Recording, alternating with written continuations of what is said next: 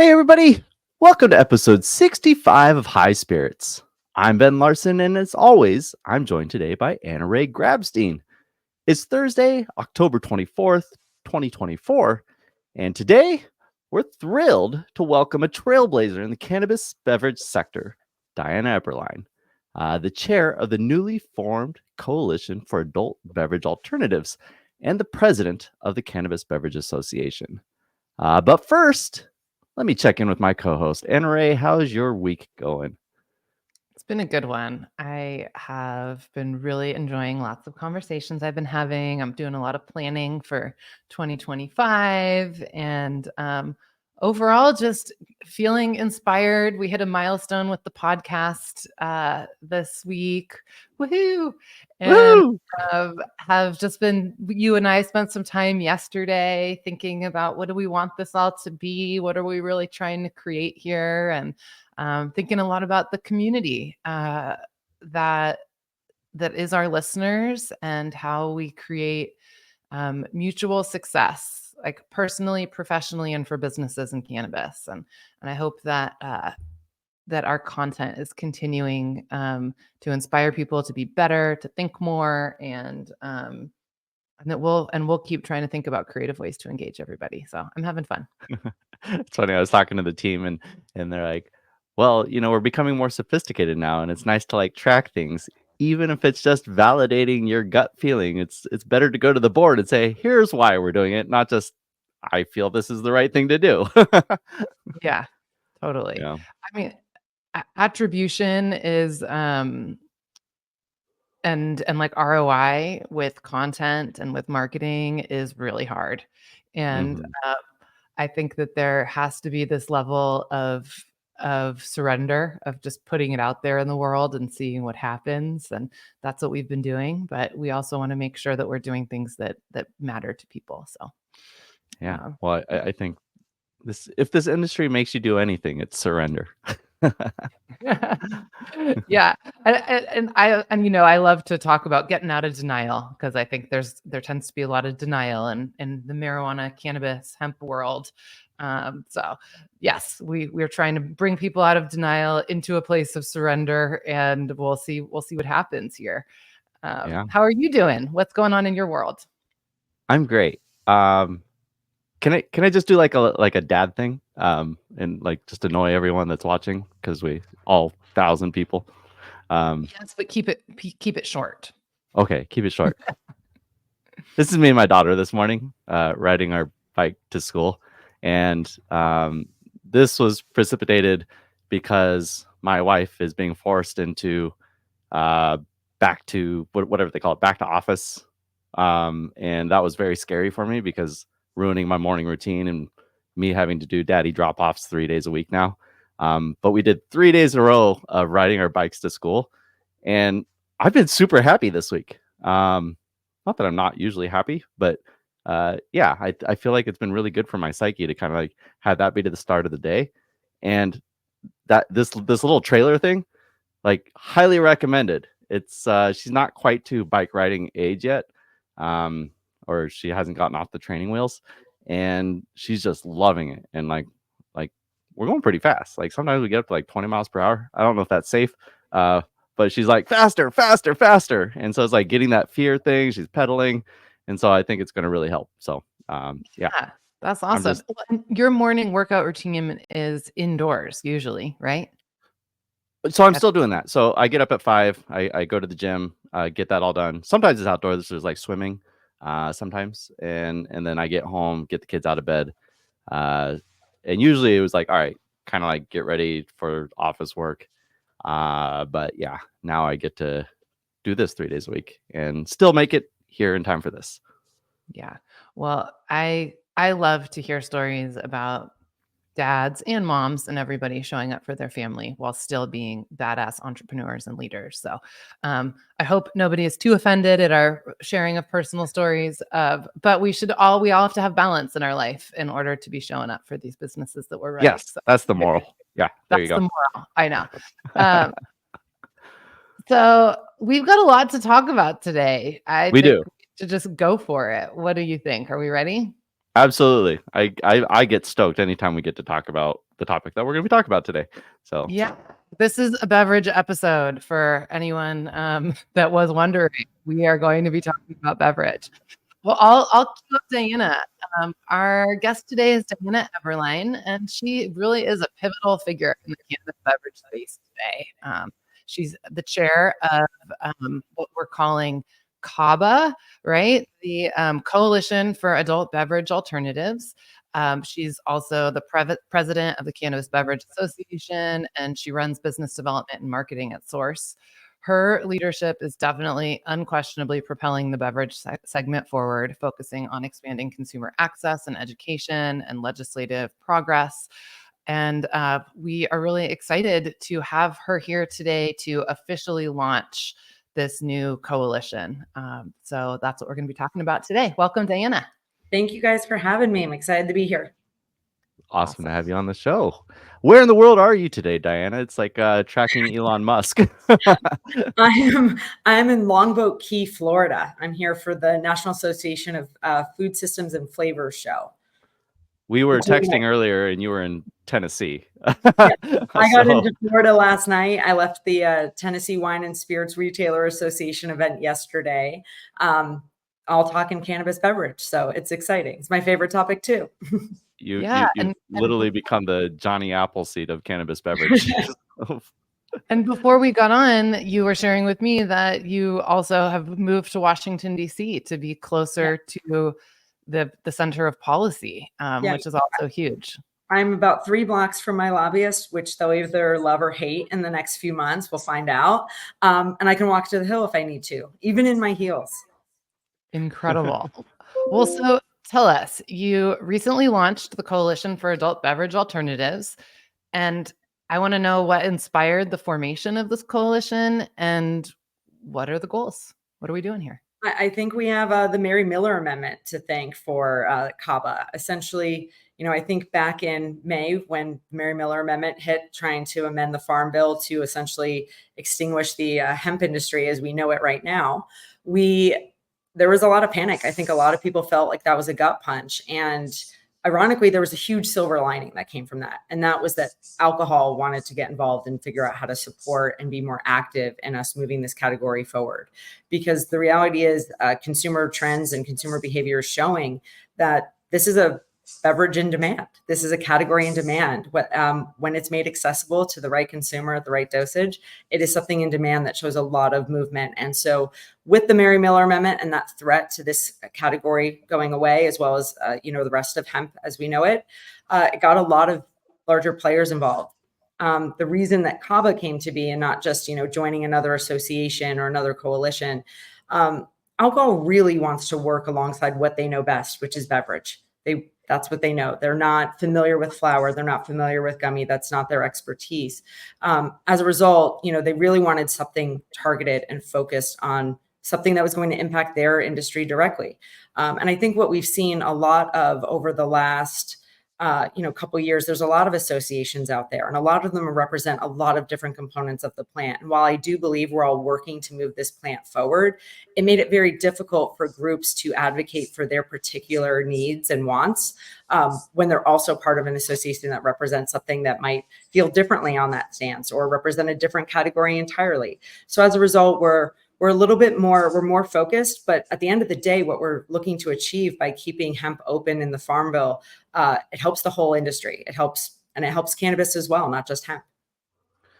We were all three at the hemp beverage conference in Minneapolis earlier this year, and we held a brunch the morning after and had about 25 people in there. And one of those people is Norman 𝗵𝗫 from the FDA. And there's just this one moment that just kept repeating itself in my head after that week. And it was, who are you standing next to?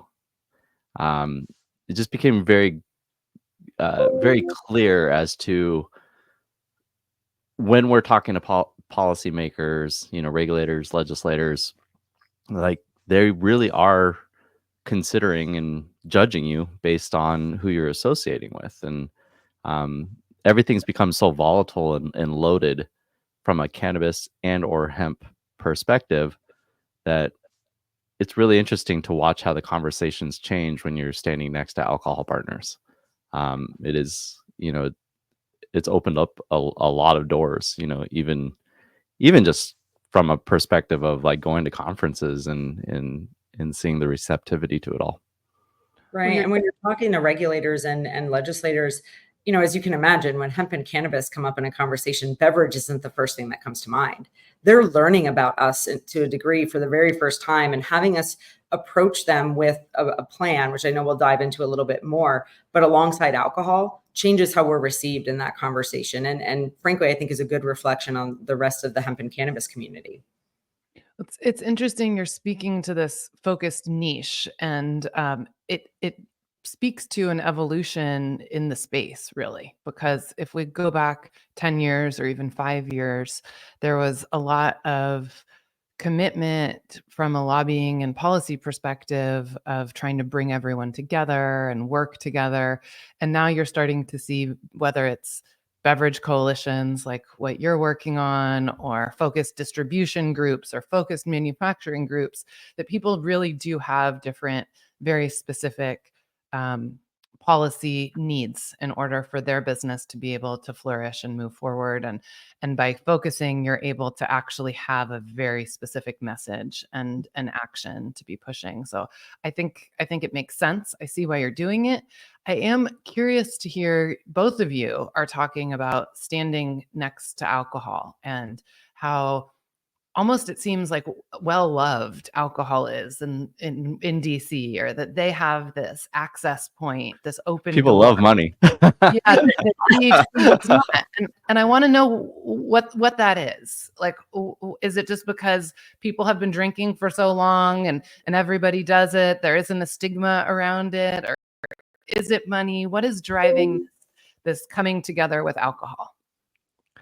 I mean, I would really say what's driving us coming together with alcohol is consumer behavior. I've said this recently, stress hasn't diminished over the last few years. Partying hasn't stopped, but what the consumer's grabbing for at the end of the day from their fridge has changed. Non-alc's been growing for years. And, I think consumers are looking for something different. I also think that, COVID has people looking at their health and wellness a little bit differently. Probably they're more aware now of what they're putting in their bodies than they have been for years. And let's face it, alcohol is not going away. I still love my wine. I think that's a very important thing that we need to kind of get out there. This is not an either or. And actually what was said at the Tennessee Wine and Spirit show recently was, someone said, we look at this as a compliment. This is just another option, but the environment dictates the beverage. And that's very much how we see this. But I think, we have a lot of similarities to alcohol, how we want to be distributed, who our target audience is, the experience. The experience when you have a beverage is very different than if you were smoking cannabis. So they're not necessarily talking to the same consumer. So I think that's what's driving a lot of the relationship. But to Ben's point, everyone loves money. And there's a lot of influence that comes along with that on the Hill. But they also have a lot of experience on the Hill. They are consistently lobbying for things, even though we're in our echo chamber where we only hear about our issues and what we're fighting for. There's all sorts of regulations that they're lobbying for. So they're just a regular face as well. So us being introduced into this conversation through them makes it a much smoother transition. Yeah, and what I've often talked about is kind of the push and pull nature of like progress when it comes to legalization. And for a long time, the hemp and cannabis industry have like really been pushing for acceptance and for relevance, right? And a few months back, it was just this thought where it's like, what if it was more of a pull? Like, what if we had something from the outside pulling what they wanted from the cannabis and hemp industry into the mainstream channels? And so it's like, can we have alcohol actually identifying what it is that they want on their shelves and then working with us to kind of create that pathway to pull it into the mainstream? That's a great way of looking at it. And, I keep mentioning Tennessee because it's fresh in my mind, but also it was such I get so much motivation coming from those events where the alcohol partners are, because they're not just curious about how they can get involved or trying to learn about the category. They're now investing in it. They are putting dollars and resources towards promoting and supporting this category. They're excited about it. And, people who've been in beverage for as long as Ben and I have know that people weren't always as excited about beverage. That 0.3% of the market share that low dose beverage had in particular was not necessarily getting a lot of attention of others. So it's really wonderful to see them embracing us and eager to talk to us about what we're looking for and what we think would be the right way to regulate this category moving forward. And I think the more we talk, we realize the more alignment there is. Well, so let's talk about the alignment. Leading up to this, you guys shared with me the code of conduct that has been put together for the coalition, and it really lays it out there. And I think that as part of this launch, it would be great to have you just break it down, Diana. What are you going after here? One of the biggest differences between what we've been advocating for, and I think what we've heard traditionally, is we are not making this about hemp or cannabis. This is really a dosage conversation when it comes to THC. We believe that low dose beverage should be sold where there are consumers looking for them, which is alongside alcohol, anywhere alcohol is sold and served. But we're defining low dose, and we are talking about how we believe to best regulate this space. And the number one thing we hear is we don't want these products getting in the hands of children.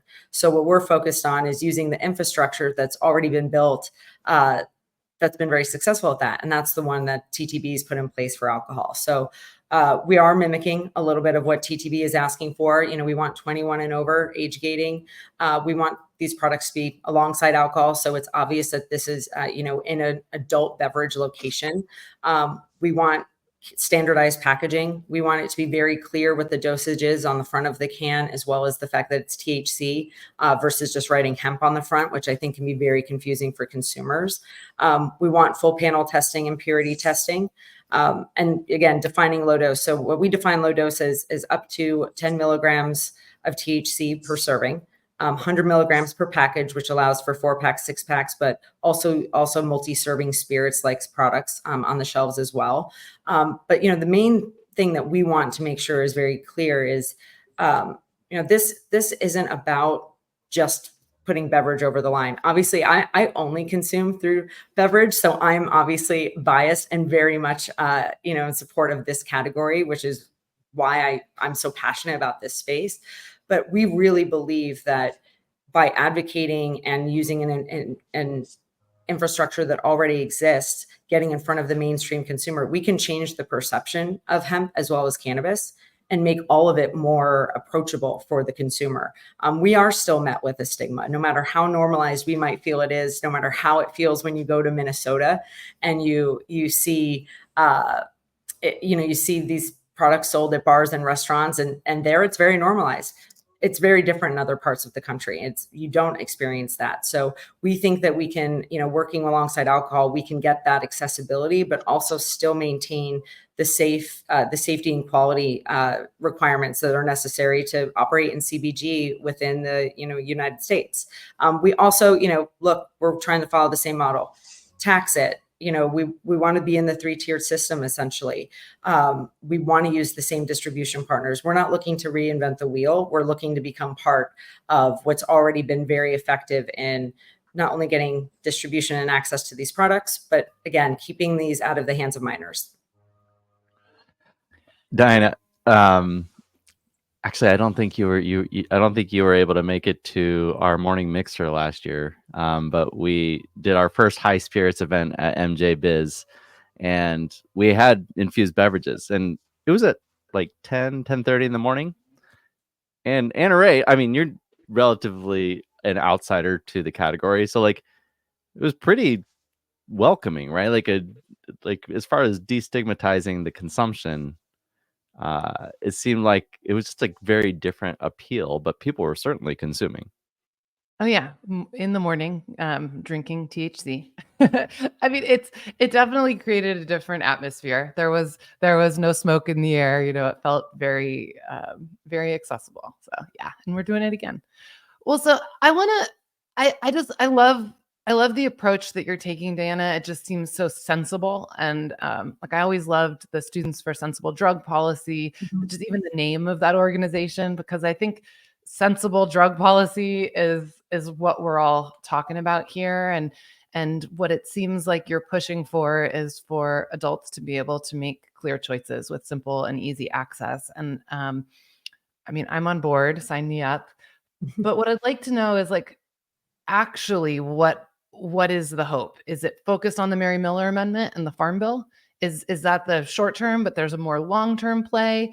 It sounds like you are focused on Washington, D.C., as opposed to going after, there's all these different states that are starting to Sure.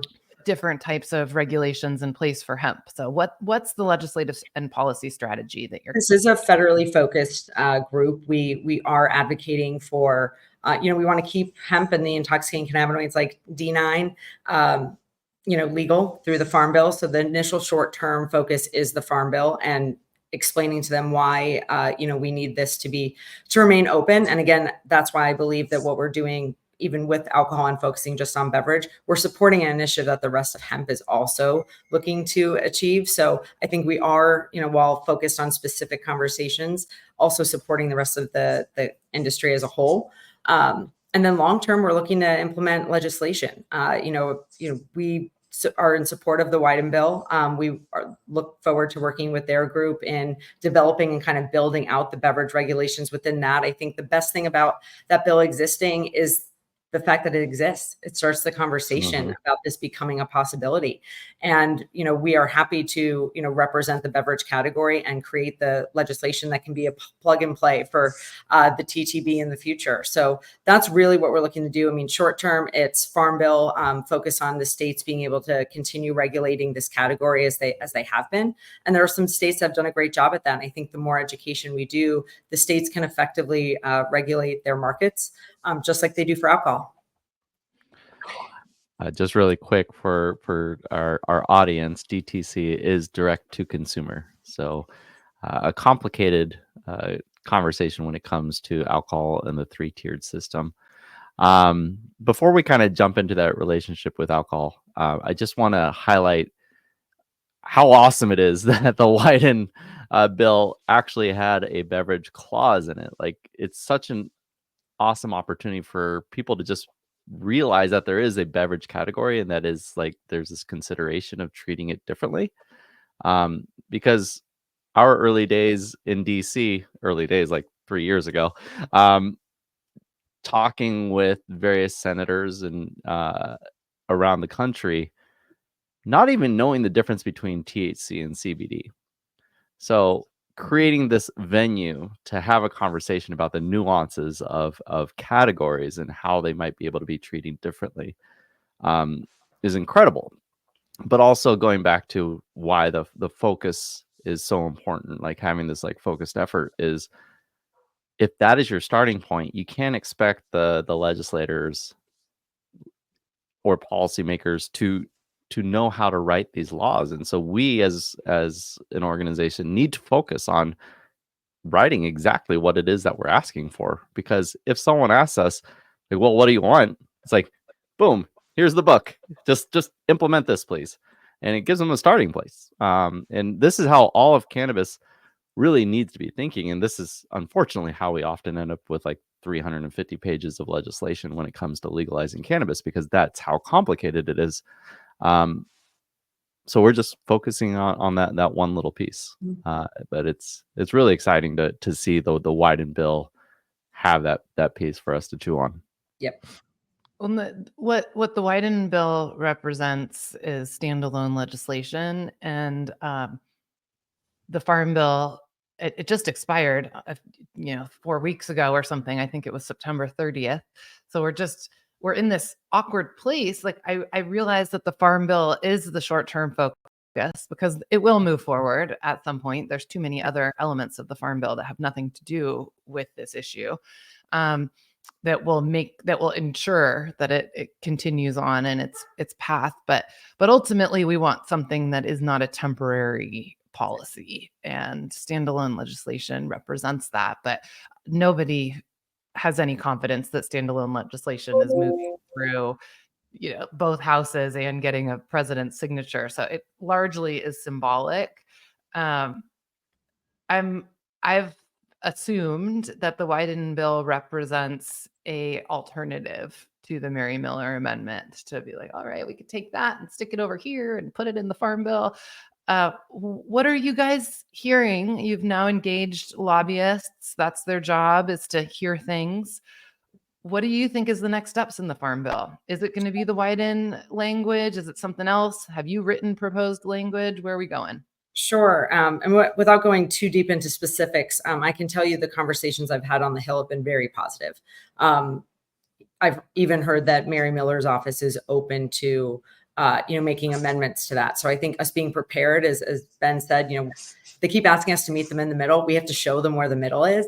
And I think we need to have language prepared that can help support naturally occurring cannabinoids in the Farm Bill, including the intoxicating D9, so that we can continue, moving forward this category. And from what I'm hearing, that I think there's an opportunity there, because I understand the concern. None of us want kids to get access to intoxicating products without no one wants that. So obviously coming up with, and I also think that there's a lot of people that aren't comfortable with some of the manufactured cannabinoids out there that are 1,000 times stronger than, D9. I think we need to make sure that we have purity testing and different things in place to be able to confirm that synthetic materials are safe.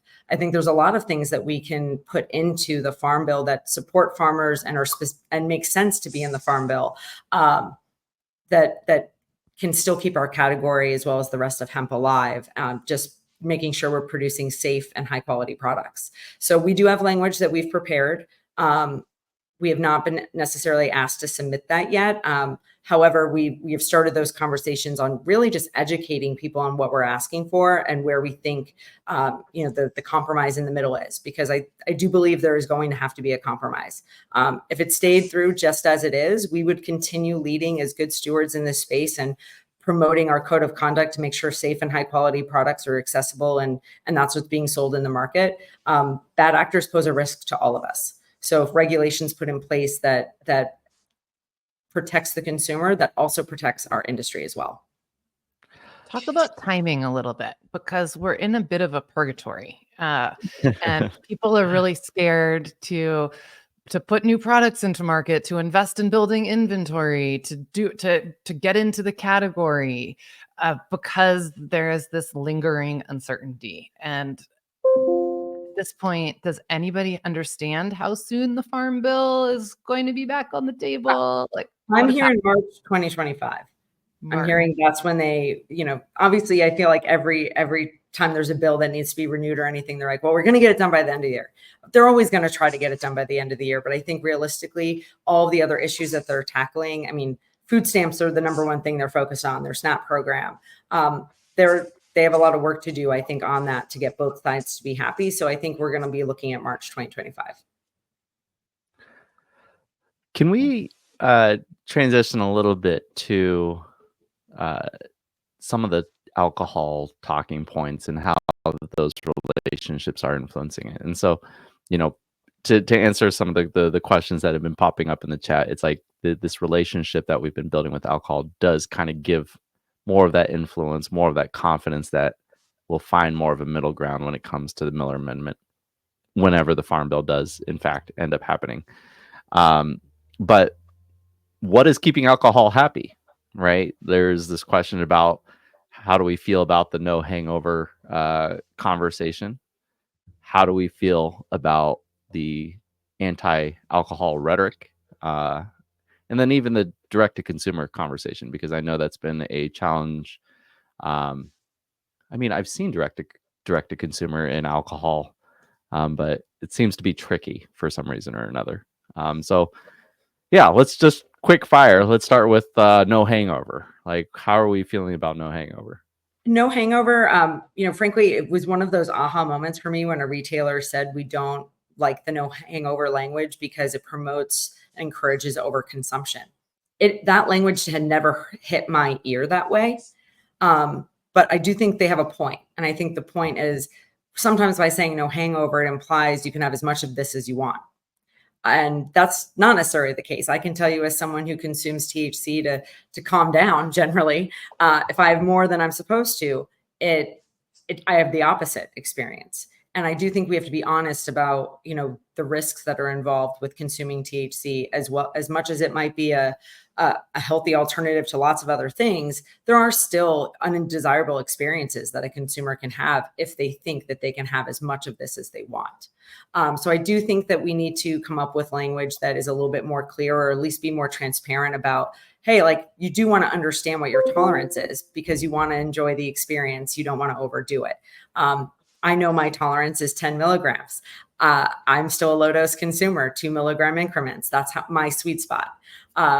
If someone handed me a 50 milligram drink and I didn't know that, you would be watching me finding my happy place in the corner. It wouldn't be a positive experience. And while I'm willing and experienced in this category to understand how to find my sweet spot, we have to do this just like we did with alcohol. You got to find your tolerance. You got to find what works for you. And maybe cannabis isn't for you, and that's okay. Just like some alcohol isn't for everybody either. So, and again, not an either or. I think it's about people figuring it out. But I do think it makes sense from a retailer perspective, particularly these mom and pop liquor stores. Like in Tennessee, you can't have a chain. You can have a couple retail locations. They're very hands-on with their community. They know the people coming into their store and buying their products. They want to make sure the consumer, the person they know that lives in their neighborhood, is safe, and that they are promoting a product that's going to provide a desirable experience, but also that consumer knows what they've just bought. And I think that's part of why some of them are steering away from the no hangover conversation. So I do think it's something we need to consider.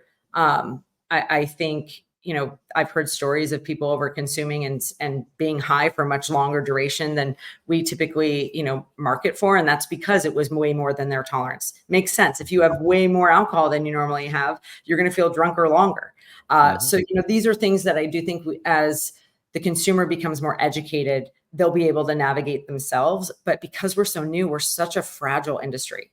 We have been not only fighting to keep this category open through the Farm Bill, but we're actually fighting against time before a really bad accident happens, where someone has consumed something, not necessarily a beverage, just something intoxicating without knowing, and creating a situation where people panic because there's been an accident. I think as a result, we need to be very careful with our education and the information we put out there. And, I'm not going to say we're saying you can't use that verbiage, but I do think we as a category and brands should be considering this in their materials. How are they also educating on how their product experience is going to be? If they're going to say no hangover, what is the verbiage that's supporting that in terms of the experience they're trying to deliver with their product? And does their dosage reflect that? Yeah. It's really interesting that you're talking about education, because it's a short jump to marketing. It's like, how are we talking about our products? And I know we're going to talk about DTC next, and marketing plays a critical piece in direct to consumer sales of beverages. And I'm wondering, with the proposed structure, using the TTB as the regulatory authority here, will there automatically, or might there automatically be shifts to advertising and marketing in a similar way that we don't see Smirnoff vodka selling in Instagram stories? Will that be the case for THC beverages? And, we are not advocating against direct to consumer right now. Without mainstream access to the bigger distributors, we kind of need direct to consumer to survive as a category. And I think a lot of the alcohol partners understand that. I think the retailers understand that. From a regulatory standpoint, what is concerning to federal agencies is the fact that makes it very hard for the states to actually regulate what's coming into their market. And as a result, direct to consumer in the future might be something we have to somewhat compromise on. And that might be similar to what you see with wine. I still get wine from Washington State shipped to me in DC. The age gaining that's required for that, the sign-on delivery, that's very expensive. We are shipping liquids. They are expensive. This is not something in the long term. Direct to consumer should not be something in the long term that we are 100% dedicated to, because if we could get access to all the Total Wines in the world and all the liquor stores and be in the alcohol section in grocery stores, working with ABC, we're going to get the accessibility we need. And consumers prefer that to direct to consumer because everyone hates those shipping fees.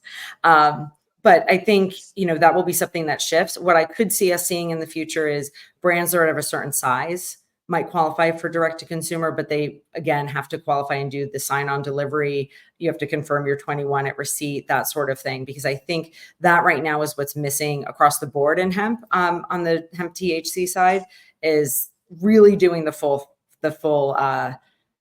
age gating there when it comes to direct to consumer. I think it's like $20 a shipment to really do it right. I mean, that's an expensive light item. So if you were shipping beverage, which is already heavy, and God forbid someone pays for expedited shipping, it's, you're paying the same in shipping as you are for the product. And I don't think the consumer at the end of the day is going to continue wanting to do that if they have the ability to get it at the local liquor store.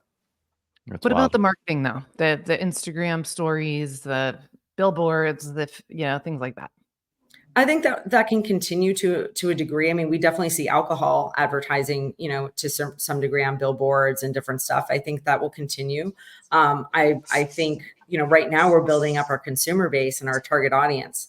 I do think there will be more stringent regulation probably put around that. I think there's been a lot of workarounds developed, but I don't think that will change. I get advertisements all the time for things. I mean, granted, my phone's listening to me, so I get a lot of THC beverage ads, but I also get a lot of beverage ads in general. So, we get what we're talking about and what we're focused on. And I think that will continue, but I do think that we need to look at what alcohol is doing from a marketing standpoint and be prepared to mirror that. So you're talking about the ads and marketing, and I do want to kind of talk about the relationship between cannabis beverages and alcohol. There's some very notable low dose products that have kind of almost marketed this adversarial relationship between the two. And as someone that's been in the industry for some time, like I understand, like we're kind of constantly in this position of having to be deemed a Schedule I substance when the deaths associated with cannabis compared to alcohol are so drastically different. It's like, why are we being treated like plutonium? So I understand where it's rooted from, but as we mature and as we get into these mainstream marketplaces, can you talk a little bit about the dynamic between how we're marketing cannabis in relation to alcohol? Is it, because there's been some sensitivity to like, oh, alcohol, you've met your match. And, similar to you, I'm also a fan of being, of the crossfade. So I don't think they have to be enemies. Yeah, absolutely. And I have heard brands also getting backlash for advertising against, or using alcohol, putting alcohol down in their advertising. Distributors saying we're not going to pick you up because our brands, we still are moving a lot of alcohol and our brands don't support what you're advocating for. So as a result, a majority of their revenue is still coming from alcohol. And so they're not going to damage that relationship for one brand that might be saying one thing or another. So I do think we need to be careful about that. It's definitely something that's come up with at events like the State Liquor Administrator event that I've spoke at recently. It comes up a lot. They like to see us working hand in hand with alcohol, and they would like to see the other beverage categories supporting each other, not putting them down. And I think we have plenty of things that our category can market and advertise on that doesn't have to put down alcohol per se. And I also think, look, the consumer knows a lot about alcohol. We've been consuming alcohol for a very long time. As a result, you're not going to tell them anything they don't already know.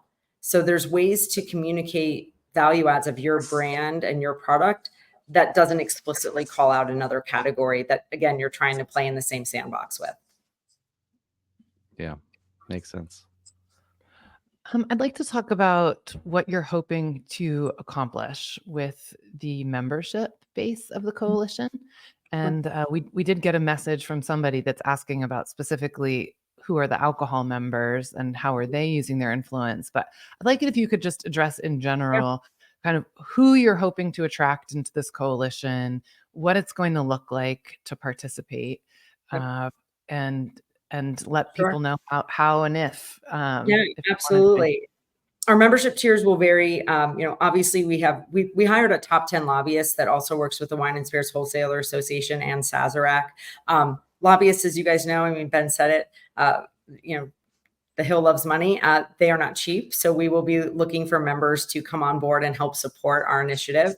There'll also be free membership as well. So what I mean by free membership is we will be asking people who take a look at our code of conduct, if they don't have resources that they can donate to the membership or to the coalition, we still want to show that there's support for what we're advocating for. And we want people to feel included, because this isn't meant to exclude anybody. If you're in support of the low dose beverage category and what we're advocating for and our code of conduct and the, all of that, we want to be able to show that, and we want to put you guys on display. So we do have a free membership that basically has that brand is signing off on the code of conduct and what we are advocating for on the Hill. And then we'll have other membership tiers that vary, from $1,500 up to $10,000 a month and that'll be based on what your self-reported revenue is. So what we're doing there is trying to mimic what you're seeing in alcohol as well as food and beverage on the association front in terms of membership. Obviously, we are looking to grow and have as much support as possible. We are looking for groups in alcohol as well as hemp and marijuana. We are not, again, we're more about the dosage conversation than whether it's hemp or marijuana derived. This to us is a very different conversation. So we are working with groups like 𝗘𝗽𝗀𝗁 𝗃𝗽𝗁 who operate in both. We, on the alcohol side, have ABC Florida on the board. We have Specs. We also have Eagle Rock Distributing, who is really big out of Georgia and Colorado. And a lot of those groups are big players with the National Beer Wholesaler Association, as well as the Wine and Spirits Wholesaler Association. So we're really looking for alignment with those different groups as well. And bringing those members on to show that we have shared interest is important to us. We have had conversations with lots of other alcohol partners that I think will be more vocal in the future.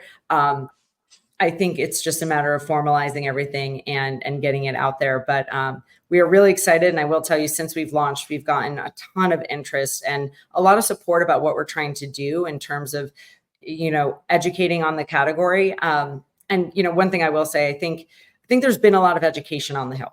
There's definitely been a lot of conversations. But because there's been so many different messages, I think there's still a need for continued education. But particularly for our category is very rarely the one that's been highlighted in the past when they're talking about hemp or cannabis. So as a result, I mean, I can tell you some of the conversations I've had, they're like, oh, I didn't know that was a thing.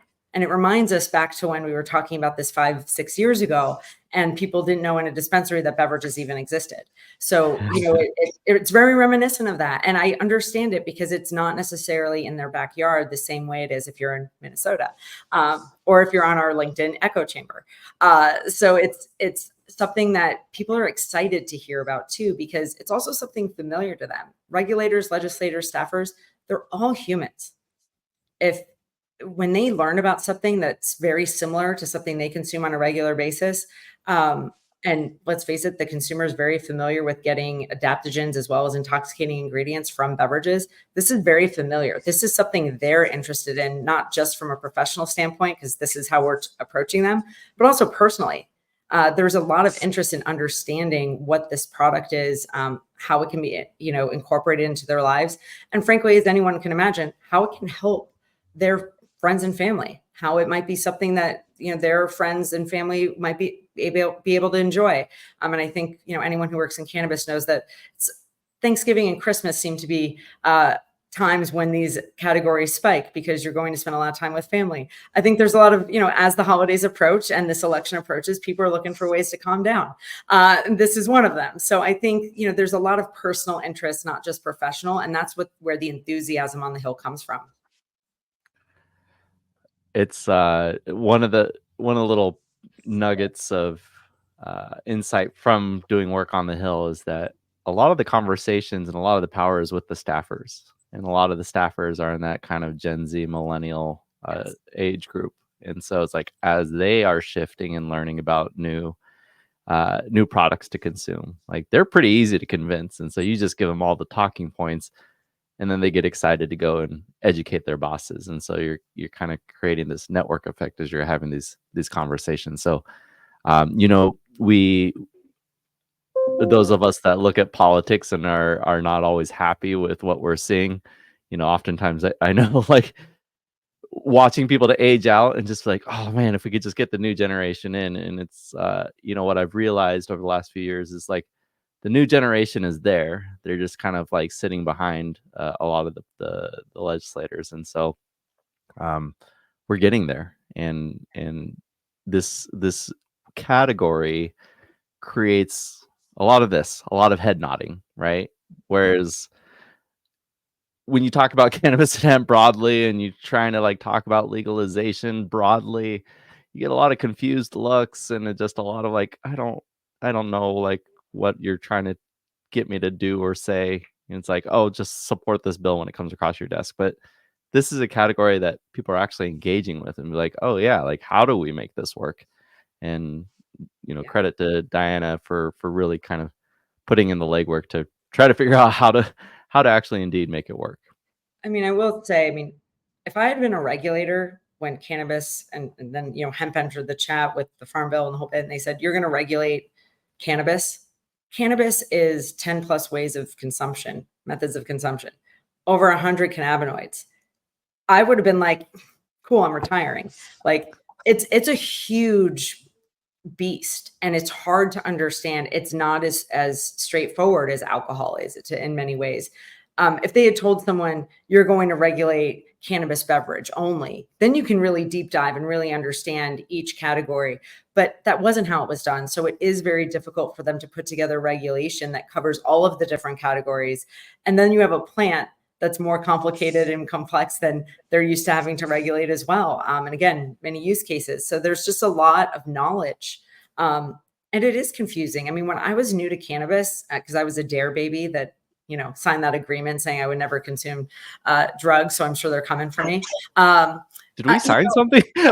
I think I might have. And I joke, I laugh every time I see someone saying like, I signed a contract that they're coming for me for. I'm like, oh, I think that's me. But I think about the fact that when I tried to enter this space, I was very overwhelmed. I was overwhelmed by the options. I didn't know the difference between 2, 5, 10, and 100 milligrams. I didn't understand the experience difference between beverage and a traditional edible like a gummy. I didn't understand any of that. And you really have to deep dive in. And these regulators don't just have one thing to regulate. They've got a bunch of things to regulate, and it's a lot. And that's, as a result, when they say meet us in the middle, we need to help them get to the middle. We need to do the education as well as provide the solutions that protect the consumer, but also protect our industry. And I think that's the other thing that we need to make sure we're always, we are selling something that someone will ingest. This is CPG at its most important. You are selling something that is also impairing. We need to make sure that when we move forward and do the education, that we are being transparent and earning the trust of these regulators. And that means putting the consumer first. You talked a little bit about your evolution of when you came into the space to where you are now, and something that Ben and I like to talk about pretty consistently with everybody is leadership. And I would love to just hear your reflection on that evolution. I know you came into the space to do business development and marketing, and where you are now is really focused on coalition building and policy. Yeah. And I would love to hear your reflection on how you approach leadership and what advice you would give to folks that are newer to the space than you. Yeah, absolutely. And I never thought I'd be in this position. But ironically, one of my friends said recently that it kind of seemed natural because 7 years ago when I discovered beverage and I started bringing it around my friends before we would go out or we would be hanging at a barbecue, they were like, they had never been exposed to beverage. They had never seen it before, but they were consuming cannabis in many different ways and been going to dispensaries for years because I had moved to Seattle after it was legalized. My friends in Seattle were already consuming, and that was kind of why I felt like I needed to explore and understand it better. And they made a comment to me, and that's why I got into the space. And it was, I would buy this from you, but no one would ever recommend this to me at a dispensary. And it was a low dose drink mix at the time. And no one walked into a dispensary saying, hey, do you have any drink mixes? Like that just wasn't a thing. It basically still isn't a thing.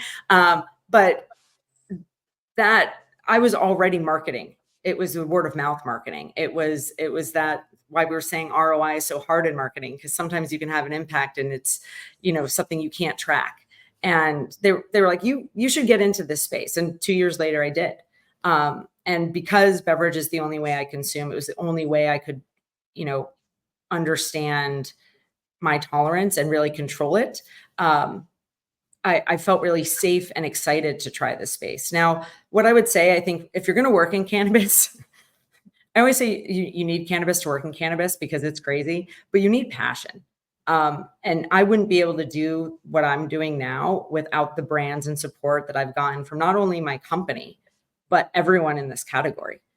It's an honor to represent the brands and the groups that are in this category, because I think beverage is such a difficult market. It's expensive. And I think, honestly, I think for me, what's been most beneficial is reminding myself that this isn't about me. The leadership part is you're helping lead the rest of these categories and this category. And for me, it's about the people that I've seen give blood, sweat, and tears to develop a really great product and get it out to the consumer, and have gone through regulation changes in every state and have 15 different labels. I mean, it is hard. And then you have to fundraise. And then if you were in the regulated market, you were in 15 different states with 15 different co-packers. When you see people doing that, it becomes personal.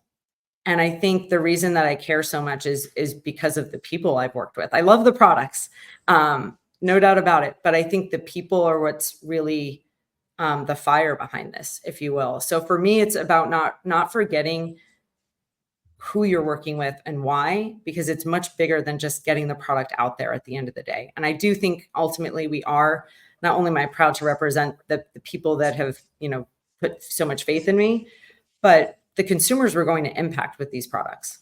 That's the other component to it. Keeping that at the forefront and not getting lost in the roller coaster that is this category is really important.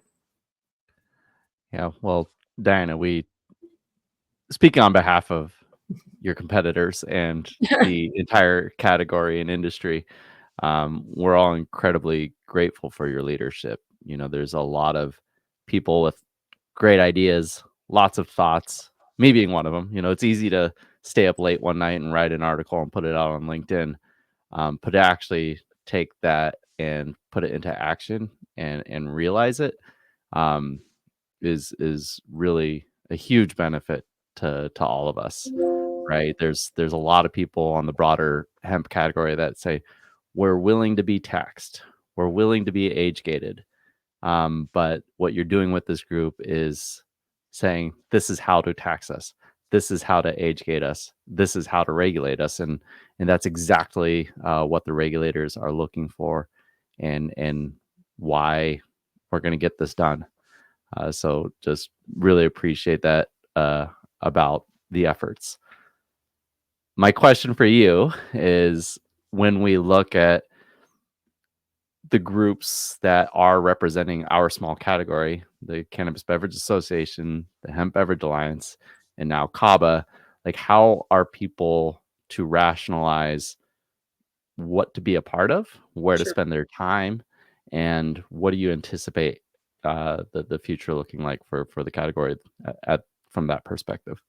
Absolutely. And I think, for those who aren't familiar, the difference between the Cannabis Beverage Association and that Hemp Beverage Alliance is really that the Cannabis Beverage Association also represents the regulated channel. So you're dealing with people who are, in the dispensary channel. So there's different hurdles and different things that we are focused on there, as well as the hemp initiatives. The way to look at CABA and the relationship to the CBA is that the coalition is like the federal lobbying arm of the CBA. The CBA will be donating a percentage of their dues to support and fund CABA. So that's one way you can kind of get involved through that. But that way we're not stepping on each other's toes and duplicating efforts. With the Hemp Beverage Alliance, they have a great community. I think anyone who's on that Slack channel knows there's a lot of sharing going on. And I think it's a great way for the community to work together and brands to collaborate, which is one of my favorite things about this space, is that you do have competitors helping each other out. And obviously there's a lot of ways through that group to focus on the state level initiatives, because they create kind of mini coalitions to tackled the things that are changing on a daily basis, it feels like, at the state level. So I think that they can all kind of work together. Obviously, the CBA has a more formal relationship with CABA, but I think that we'll continue as we're evolving and growing in this space to figure out how to work with each other kind of more cohesively. Love it. Wonderful. Well, we're at the end of the hour. This has been super fun to get to hear what you're doing with CABA and also to formally launch it to the community. So on behalf of everybody, thank you.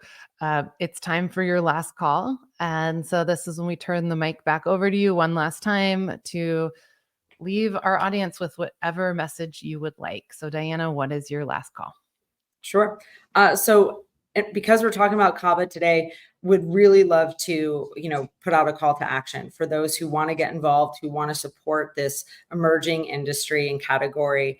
CABA is about getting safe product accessible to the consumer and working alongside alcohol to do so. So we are looking for alcohol partners, hemp and marijuana supply chain partners and brands.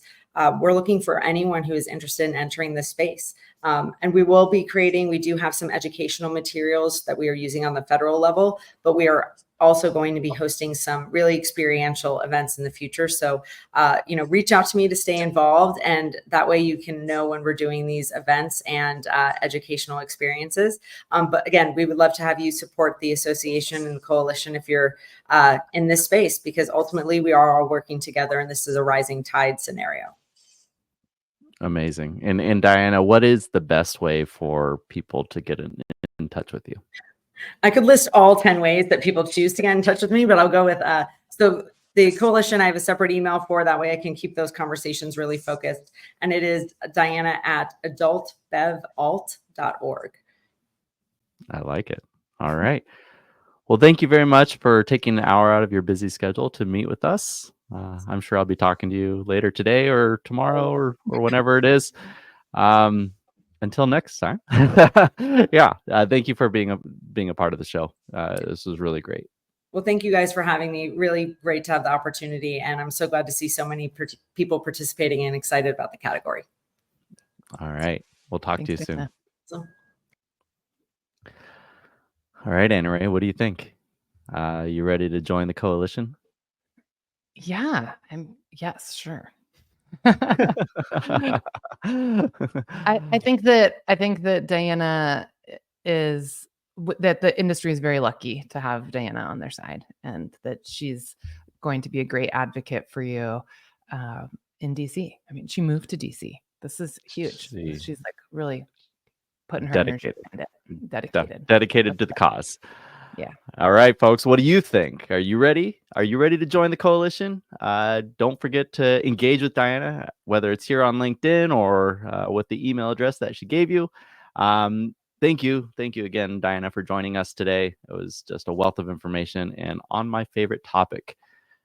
Thank you for tuning in, watching, liking, subscribing, doing all the things every week. We did break the 1,000 follower mark on LinkedIn. That doesn't sound like a lot to you, maybe, but it's a lot to us, and it means a lot to us. So thank you for joining us every week and continuing to grow our community.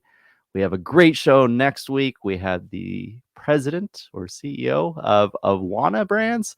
We'll kind of be diving into that. And then we have an election around the corner. So we have a little post-election. Are we calling it an after party or hopefully an after party? I hope it's a party.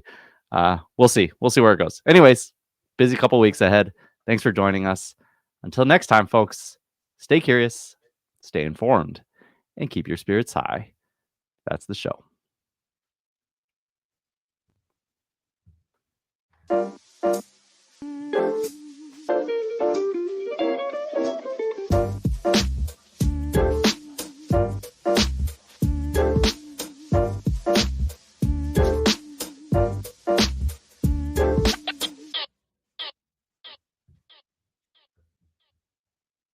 Oh, and she's gone, but she's complete.